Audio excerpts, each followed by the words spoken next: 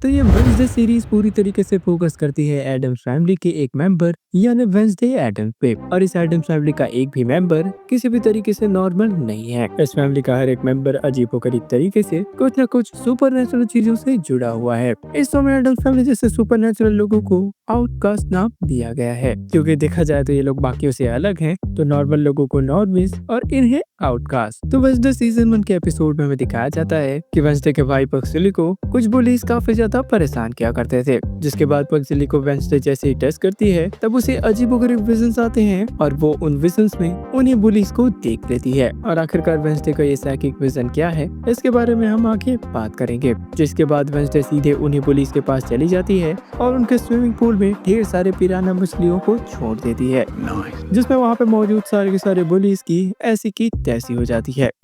इस इंसिडेंट के बाद वेंसडे को नॉर्मिस के स्कूल से निकाल दिया जाता है। और नॉर्मिस के स्कूल से वेंसडे को निकाले जाने के बाद वेंसडे के पेरेंट ये डिसाइड करते हैं कि वेंसडे को अब आउटकास्ट के स्पेशल स्कूल यानी नेवरमोर एकेडमी भेज दिया जाएगा। और यहाँ पर ध्यान देने वाली बात ये थी कि वेंसडे के मॉम और डैड दोनों भी यहीं से पढ़े हुए थे। तो एडमिशन प्रोसेस कंप्लीट होने के बाद जैसे ये दोनों वहाँ से जा रहे थे तब अपनी बेटी पे नजर रखने के लिए इन्होंने जिन को वहीं पे छोड़ दिया। जी हाँ, इसी हाथ का ही नाम है थिंग, जो कि देख सकता है, सुन सकता है, समझ सकता है और बाकी सारे काम भी कर सकता है।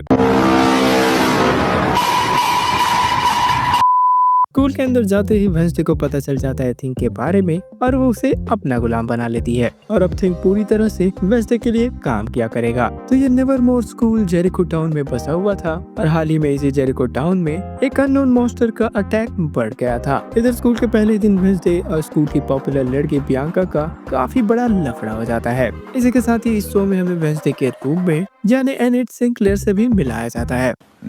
एनिट वेंसडे के एकदम अपोजिट थी, मगर वेंसडे को ना चाहते हुए भी एनिट के साथ अपना रूम शेयर करना पड़ता है। आगे एनिट वेंसडे को बताती है कि वो एक प्रीमेच्योर वेयरवुल्फ है जो कि अभी पूरी तरीके से वेयरवुल्फ में ट्रांसफॉर्म नहीं हुई है। इसके बाद पिछले स्कूल में हुए इंसिडेंट्स के कारण अब वेंसडे को कोर्ट के ऑर्डर से थेरेपी देने के लिए कहा गया था। अरे नहीं! इस वजह से वो थेरेपिस्ट के पास जाती है और वहाँ से आने के बाद स्कूल में टहलते वक्त उस पर एक जानलेवा हमला हो जाता है, मगर समय रहते जेवियर उसे बचा लेता है। और जेवियर बियांका का एक्स बॉयफ्रेंड था। वेंसडे को इन थेरेपी सेशंस और ये स्कूल में पढ़ने का कोई भी मन नहीं था और वो जल्द से जल्द इस टाउन से निकलना चाहती थी, और जिसके लिए इस टाउन के लोगों से के बेटे यानी टायलर के साथ मिलके इस टाउन से भागने की प्लानिंग शुरू कर देती है। तो अब प्लान सिंपल था, क्योंकि टाउन में मेला लगने वाला था, तो वेंसडे इसी को डिस्ट्रैक्शन के तौर पे यूज करके यहाँ से भाग जाएगी। मगर वेंसडे प्रिंसिपल को देख के समझ जाती है कि ये काम उसके लिए एकदम आसान तो नहीं होने वाला, क्योंकि स्कूल के प्रिंसिपल लैरिसा उसके ऊपर कॉन्स्टेंटली नजर बनाए रखी थी। और भागने से ठीक पहले वेंसडे को अपने क्लासमेट की मौत के विजन्स आते हैं, और जिसके लिए वेंसडे फौरन अपने उस क्लासमेट के पीछे चली जाती है, जहाँ उसका क्लासमेट रॉन वेंसडे को ही मारने की कोशिश करने लगता है। आगे वो ये भी कहता है कि स्कूल में जो उसके ऊपर अटैक हुआ था उस पे भी इसी का ही हाथ था, क्योंकि यहाँ पे रॉन का मानना था कि प्रोफेसी के अकॉर्डिंग वेंसडे के इस स्कूल में आते ही ये स्कूल पूरी तरीके से तबाह हो जाएगा। और इसके बाद इससे पहले कि रॉन वेंसडे को मार पाता, एक अजीब सा मॉन्स्टर आके उसे ही मार डालता है। और इस तरह में दिखाया जाता है कि वेंसडे का साइकिक विजन अपने पहली बार के हिसाब से सही हुआ। जिसके बाद वेंसडे ने फॉरेन प्रिंसिपल ऑफिस जाकर शेरिफ को इस मॉन्स्टर के बारे में बताया। अरे बट ये क्या, रॉन दूसरे दिन सही सलामत लौट आया।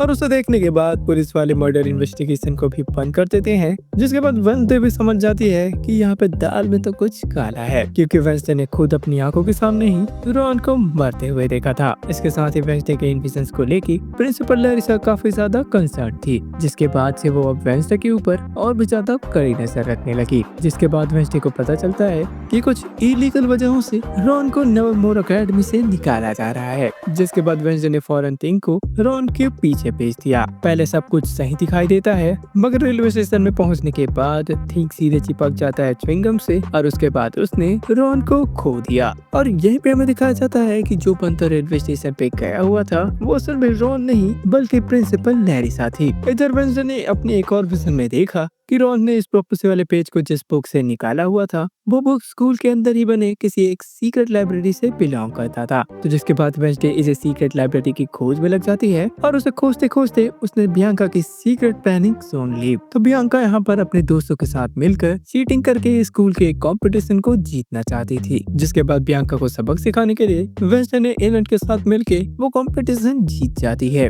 मगर इसी टूर्नामेंट के दौरान वेंसडे को कुछ अजीब से और स्ट्रेंज विजन्स आए जिसने वो अपने ही जैसे दिखने वाली एक लड़की को देख रही थी। तो विजन्स में उस लड़की ने बताया कि सी इज द की। वेंसडे को वहाँ पे कुछ भी समझ नहीं आता कि आखिरकार वो बात किस बारे में कर रही है। तो जिसके बाद टूर्नामेंट खत्म होते ही वेंसडे ने अपनी सीक्रेट लाइब्रेरी की तलाश जारी रखी और उसने ये लाइब्रेरी ढूंढ भी ली। बट वहाँ अंदर जाते ही एलिट स्टूडेंट सोसाइटी के मेंबर्स ने वेंसडे को पकड़ लिया। अरे बट ये क्या, बियांका और जेवियर भी इस सीक्रेट सोसाइटी के मेंबर हैं?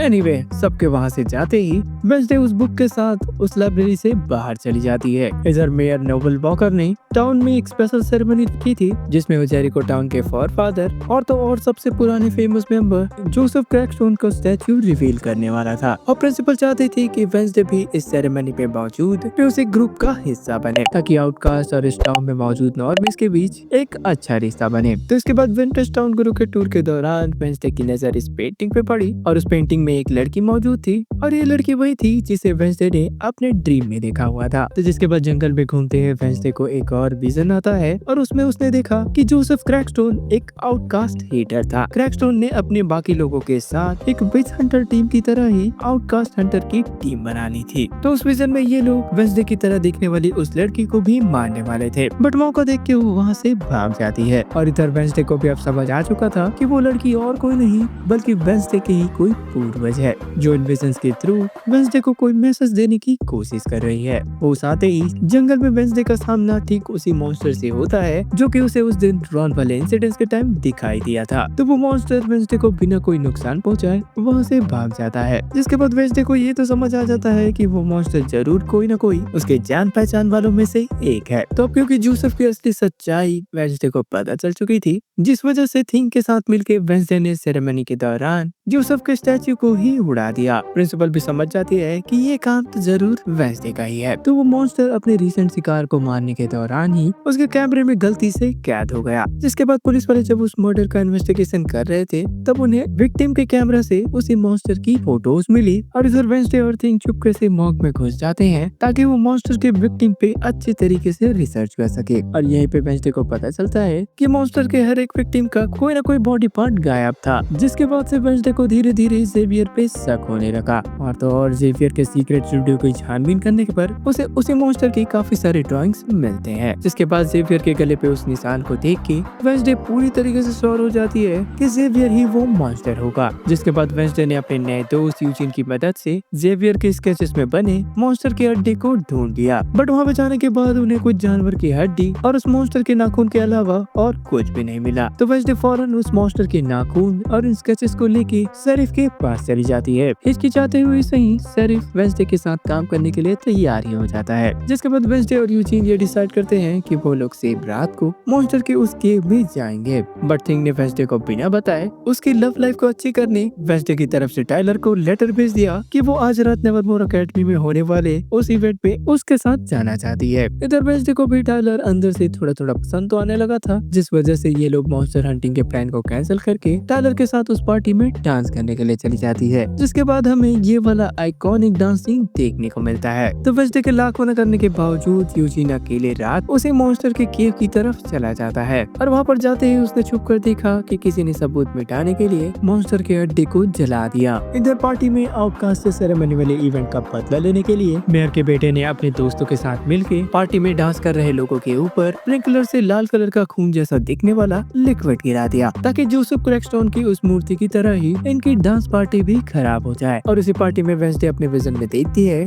कि यूजीन काफी बड़ी मुसीबत में है। तो वेंसडे फौरन भागते हुए जंगल में चली जाती है, बट तब तक काफी देर हो चुकी थी। यूजीन काफी ज्यादा इंजर्ड हो चुका था। फॉर्चुनेटली यहाँ पे यूजीन जिंदा तो है, बट मॉन्स्टर से मिले उन चोटों की वजह से वो अब कोमा में जा चुका है। इसके नेक्स्ट डे वेंसडे को पता चलता है कि स्कूल के दिनों में वेंसडे के पापा यानी गोमेज एडम्स के ऊपर गैरेट गेट्स के मर्डर का इल्जाम लगा था और गैरेट गेट्स और कोई नहीं बल्कि जोसेफ क्रैकस्टोन का ही डिसेंडेंट था। तो जिसके बाद पेरेंट मीटअप के दौरान वेंसडे हालचाल पूछने के बजाय इसी मर्डर के बारे में पूछा और सरप्राइजिंगली इसी दौरान मौके कोरोना ने खुद की जान ले ली और मरते मरते उसने अपने सुसाइड नोट पर लिखा कि 32 साल पहले उसे नहीं गेट की झूठी ऑटोप्सी रिपोर्ट बना के गोमेज की जेल से छूटने में मदद की थी। गोमेज को फिर से उस टाउन में देखते ही उसका ये गिल्ट ट्रिगर हुआ और उसने अपनी जान दे दी। तो फिर क्या था, ये सब देखने के बाद शेरिफ सीधे जाके गोमेज को अरेस्ट कर लेता है। गोमेज ने जेल जाते ही सारे गुनाह कबूल कर दिए, बट वेंसडे को भी पता था कि उसके पापा कुछ न कुछ तो छुपा रहे हैं। तो वेंसडे अपनी माँ ट्रिसिया को ही फोर्स करके उससे पूछ लेती है कि आखिरकार उस दिन क्या हुआ था, जिस पर वेंसडे की माँ उसे बताती है कि उसके गोमेज और गेट के बीच एक लव ट्रायंगल चल रहा था। गेट में ट्रिसिया के पीछे पागल होकर गोमेज से जेलस होकर उसे मारने आ रहा था और तब हमें बताया जाता है कि उस रात गेट को गोमेज ने नहीं बल्कि वेंसडे की माँ पैट्रिसिया ने मारा था। तो उस टाइम अपनी बीवी को सजा से बचाने के लिए गोमेज ने ये इल्जाम अपने सर ले लिया। पैट्रिसिया ने आगे बताया कि उसने जब गेट को देखा तब वो काफी ज्यादा रेज में था और उसके मुंह से कुछ अजीब सा निकल रहा था। जिसे सुनकर वेंसडे समझ जाती है कि किसी ने उसे उस रात ब्लू पॉइजन दिया था। मतलब साफ है कि पैट्रिसिया के उसे मारने से पहले ही गेट मरने वाला था और अपने इस बात को साबित करने के लिए पैट्रिसिया और वेंसडे ने गेट की कवर कोट डाली। तो मरने के 32 साल बाद भी स्किन का इतनी अच्छी तरीके से प्रिजर्व होना और उसकी बॉडी का ये नीलापन इस बात का साफ साफ प्रूफ था कि गेट वाकई में उस ब्लू पॉइजन का शिकार था। इसके बाद पैट्रिसिया और वेंसडे सीधे उस उंगली का सैंपल लेके मेयर को सीधे ब्लैकमेल करने चले जाते हैं। तो उस टाइम मेयर वॉकर शेरिफ था और सारे सबूतों को अपने सामने देखने के बाद उसने सब कुछ कॉन्फेस कर दिया कि हाँ वो सब कुछ जानता था। साथ ही साथ उसने ये भी बताया कि गेट की सारी फैमिली क्रैकस्टोन की तरह ही आउटकास्ट हीटर थी और तो और गेट्स उस रात ब्लू पॉइजन से अपने आप को नहीं बल्कि नेवरमोर एकेडमी के सारे आउटकास्ट को मारने आया था। बट गेट्स के गोमेज के साथ हुए उस फाइट के दौरान उस पॉइजन की शीशी टूट जाती है और वो पूरा का पूरा पॉइजन गेट्स के अंदर चला जाता है। तो गेट के मरने के बाद उसके पापा के कहने पर वॉकर ने सारा का सारा मामला रफा दफा कर दिया। इससे गेट फैमिली का नाम भी बच गया और बदले में वॉकर शेरिफ से मेयर बन गया। और फिर क्या था, बस इसी बात का फायदा उठा के पैट्रिसिया और वेंसडे ने गोमेज को जेल से बाहर निकलवा लिया। इसके बाद पुराने ईयर बुक से वेंसडे को पता चला कि प्रिंसिपल लैरिसा एक सेफ शिफ्टर है। तो वेंसडे के प्रिंसिपल के पास जाते ही प्रिंसिपल ने भी ये कन्फेस कर लिया कि नेवरमोर एकेडमी की रेपुटेशन बनाए रखने के लिए रॉन का गेटअप लेके स्टेशन गई थी। मतलब साफ है कि रॉन वाकई में उस दिन मॉन्स्टर के हाथों मारा गया था। इधर पैट्रिसिया ने वेंसडे को बताया कि उसके साइकिक विजन एक तरह की फैमिली का दिया हुआ गिफ्ट है, मतलब पूर्वजों का दिया हुआ गिफ्ट है। पैट्रिसिया के डर होने की वजह से उसके विजन्स पॉजिटिव और क्लियर हैं, लेकिन वेंसडे एक रेवन होने के कारण उसके पास्ट और फ्यूचर के विजन्स डार्क के साथ साथ पावरफुल भी हैं। और तो और उसने वेंसडे से ये भी कहा कि अगर इन विजन्स को जल्द से जल्द कंट्रोल नहीं किया गया तो वो वेंसडे को पागल कर देंगे। तो पैट्रिसिया के कहने पर वेंसडे ने अपनी पूर्वज यानी गुडी को कांटेक्ट किया और वेंसडे की तरह ही गुडी एडम्स भी एक रेवन थी। तो गुडी ने वेंसडे को बताया कि इन विजन्स को कंट्रोल करना लगभग इम्पॉसिबल है। वेंसडे इन विजन्स को कंट्रोल तो नहीं कर सकती बट अपना तगड़ा विल पावर लगा के उसे एक फ्लो प्रोवाइड कर सकती है। तो गुडी के इंस्ट्रक्शंस को फॉलो करते हुए वेंसडे सीधे चली आती है गेट हाउस में और ऐसा कहा जाता है कि गेट्स के मरने के बाद एक एक करके उसके बाकी फैमिली मेंबर्स की डेथ हो गई और सरप्राइजिंगली वेंसडे ने उसके घर जाने से पहले देखा कि मेयर वॉकर पहले ही वहाँ पे मौजूद है। जिसके बाद वेंसडे फौरन मेयर की कार में छुप जाती है और उसके बाद मेयर सीधे शेरिफ से मिलने जा रहे थे। जिसके बाद वो अपनी कार से उतर के जैसे ही शेरिफ से मिलने जाने वाले थे कि इतने में एक तेज रफ्तार गाड़ी ने उसे उड़ा दिया। एक्सीडेंट के बाद मेयर की कंडीशन काफी ज्यादा बदतर होने लगी और अब इधर वेंसडे भी काफी बुरी तरीके से फंस जाती है, क्योंकि हर बार जहाँ भी कुछ बुरा होता था वेंसडे उसके आसपास ही नजर आ जाती थी। और इतना देखते ही स्कूल के प्रिंसिपल ने पूरे स्कूल पे लॉकडाउन लगा दिया। जिसके बाद वेंसडे ने स्कूल से बाहर निकलने वाले रास्ते को बंद देख के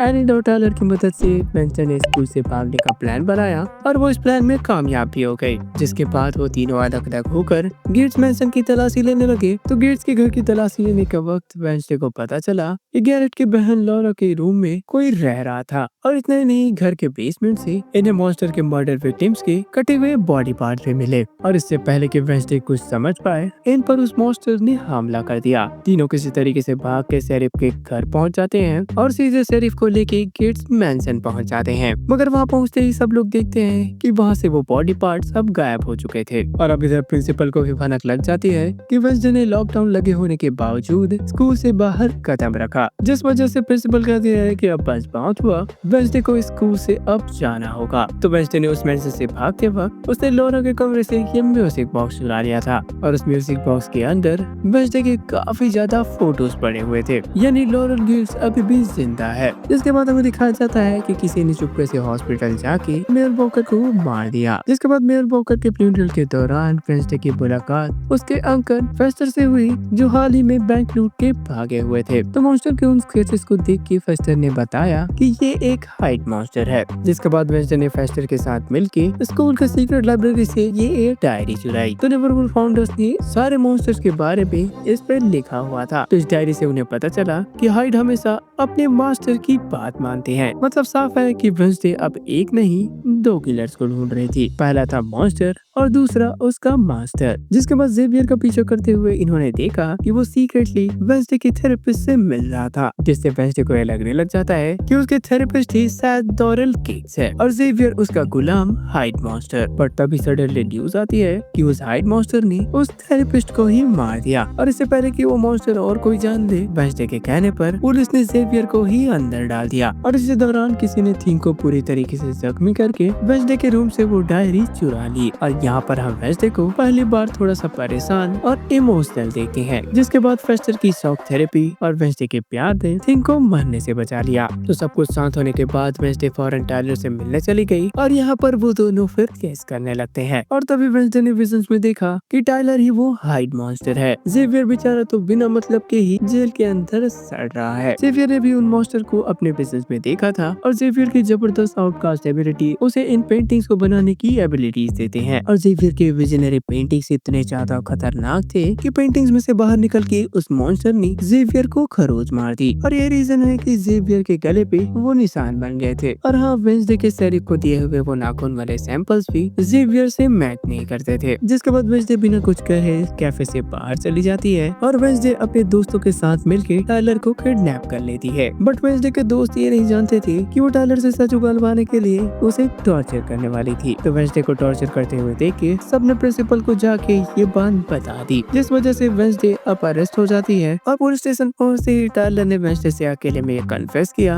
कि हाँ, वही हाइड मॉन्स्टर है और उसे लोगों को मारने में काफी ज्यादा मजा भी आता है। मतलब कि मास्टर से मिले हुए इंस्ट्रक्शन की वजह से उसने अभी तक जितने भी लोगों की जान ली थी उसे उसमें काफी ज्यादा मजा आया था। तो वेंसडे की इस हरकत को देखते हुए प्रिंसिपल ने उसे नेवरवुल्फ एकेडमी से बाहर निकाल दिया। तो वेंसडे उस स्कूल से जाने से पहले आखिरी बार अपने दोस्त यूजीन को देखने चली जाती है और यूजीन हाल ही में कोमा से बाहर आया हुआ था। तो यूजीन ने वेंसडे को बताया कि उस दिन जिसने सबूत मिटाने के लिए मॉन्स्टर के केव में आग लगाई थी उसके शूज लाल थे। और ये सुनते ही वेंसडे समझ जाती है कि लॉरेल गेट्स असल में वो थेरेपिस्ट नहीं बल्कि इनके स्कूल टीचर थॉर्नहिल है। तो थॉर्नहिल को बचाने के लिए वेंसडे प्रिंसिपल को अपने साथ ले गई और लैरिसा ने टायलर के भेजने के थॉर्नहिल को बताया कि वेंसडे अब सब कुछ जान चुकी है। और ये सुनते ही थॉर्नहिल ने वेंसडे के सामने सब कुछ कन्फेस कर दिया कि हाँ, वो ही लॉरेल गेट है और लॉरेल ही वो शख्स थी जो कि टायलर के साथ मिलके विक्टिम्स के बॉडी पार्ट चुरा रही थी ताकि डार्क मैजिक की मदद से वो जोसेफ क्रैकस्टोन को जिंदा कर सके। तो जोसेफ क्रैकस्टोन के रिस्टोरेशन के बाद वो नेवरमोर स्कूल के सारे आउटकास्ट को मार देंगे। तो प्रिंसिपल लैरिसा का असली रूप सामने आते ही लॉरेल ने उसे भी मार दिया और वेंसडे को बेहोश करके उसे क्रैकस्टोन की कब्र के पास लेके चली गई। यह लॉरेल ने वेंसडे के खून की मदद से जोसेफ क्रैकस्टोन को फिर से जिंदा कर दिया। यहीं पर हमें बताया जाता है कि गूडी ने जोसेफ क्रैकस्टोन को मार के उसकी आत्मा को हमेशा के लिए कैद कर दिया था। वेंसडे गूडी की वंशज थी, जिस वजह से वेंसडे का खून ही जोसेफ को आजाद कर सकता था, क्योंकि गूडी ने वेंसडे से कहा था कि यू आर द की। तो क्रैकस्टोन जैसे ही रिवाइव होता है वो फौरन वेंसडे के पेट में चाकू घोंपकर बाकी आउटकास्ट को मारने के लिए निकल जाता है। इसके बाद गूडी की सोल ने वेंसडे के अंदर घुसकर सबसे पहले तो उसके वुंड्स हील किए और वेंसडे को अच्छी तरीके से हील करने के बाद गूडी ने उसे बताया कि इसके बाद वेंसडे कभी भी उसे नहीं देख पाएगी। और जाने से पहले गूडी ने वेंसडे को बताया कि जोसेफ क्रैकस्टोन को सीधे मारने के लिए सबसे पहले उसके काले दिल पर डायरेक्ट वार करना होगा। इधर एनिट भी पूरी तरीके से वेयरवुल्फ में ट्रांसफॉर्म हो गई और एनिट ने हाइड मॉन्स्टर को लड़ाई में बिजी रखा और इस मौके का फायदा उठा के वेंसडे ने तलवार लेकर जोसेफ क्रैकस्टोन को मारने चली गई। तो स्कूल पहुंचते ही वेंसडे ने बियांका की मदद से बहुत मुश्किल से ही सही जोसेफ क्रैकस्टोन को मार गिराया, जिसके बाद यूजीन ने अपने मधुमक्खी को कंट्रोल करने वाले स्किल की मदद से लॉरेल गेट्स को भी जमीन पे गिरा दिया। इधर एनिट के साथ चली हुई लड़ाई में टायलर पूरी तरीके से घायल हो हो जाता है और शेरिफ अपने बेटी को देख के काफी ज्यादा हैरान हो गया कि वो व्हाइट मॉन्स्टर और कोई नहीं बल्कि उसका